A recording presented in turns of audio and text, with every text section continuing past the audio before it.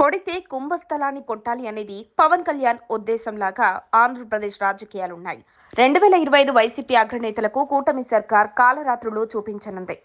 YCP నేత సజ్జల రామకృష్ణారెడ్డి కుటుంబంపై భూముల కబ్జా ఆరోపణల నేపథ్యంలో ఆంధ్రప్రదేశ్ రాజకీయాలు మరోమారు ఉత్కంఠకు లోనయ్యాయి. పేదల భూములు మరియు ప్రభుత్వ భూములను కబ్జా చేశారన్న ఆరోపణలు తారాస్థాయికి చేరుకున్నాయి. ఈ పరిణామాలపై ఆంధ్రప్రదేశ్ ఉప ముఖ్యమంత్రి పవన్ కళ్యాణ్ కీలకంగా స్పందించారు. సజ్జల రామకృష్ణారెడ్డిపై వచ్చిన తాజా ఆరోపణలు ఆంధ్రప్రదేశ్ రాజకీయాలను మరింత వేడి చేస్తాయి. కడప జిల్లా సీకే దిన్నె మండలంలో రిజర్వ్ ఫారెస్ట్ భూములను కబ్జా చేసి గెస్ట్ హౌస్ నిర్మించారని, ఈ భూములను తన బినామీల పేర్లపై నమోదు చేసి వారితోనే పనులు చేయిస్తున్నారన్న ఆరోపణలు ప్రజల దృష్టిలో కొందరి అభిప్రాయాలను ప్రభావితం చేస్తున్నాయి.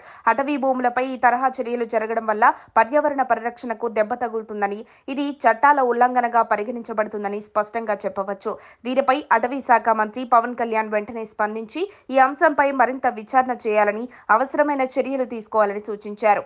అటవీ మరియు రెవెన్యూ శాఖ అధికారులకు ఈ అంశంపై పూర్తిస్థాయి నివేదిక అందించాలని స్పష్టమైన సూచనలిచ్చారు. పేదల హక్కుల విషయంలో ప్రభుత్వం అసహనంగా ఉంటుందని ఆయన హెచ్చరించారు. ఈ పరిణామం రాజకీయంగా కూడా ప్రాధాన్యతను సంతరించుకుంది. సజ్జల రామకృష్ణారెడ్డి వైసీపీకి కీలక నేతగా ఉన్నప్పటికీ తన వ్యక్తిగత చర్యల వల్ల పార్టీపై చెడు ప్రభావం పడుతుందన్న విమర్శలు వస్తున్నాయి.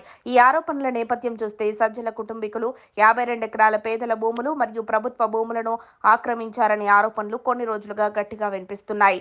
పత్రికల్లో కూడా ఈ ఆరోపణలపై అనేక కథనాలు వెలువడ్డాయి. అయితే ఈ ఆరోపణలను సజ్జల రామకృష్ణారెడ్డి ఖండిస్తూ తాము ఎటువంటి అక్రమాలు చేయలేదని పేర్కొన్నారు.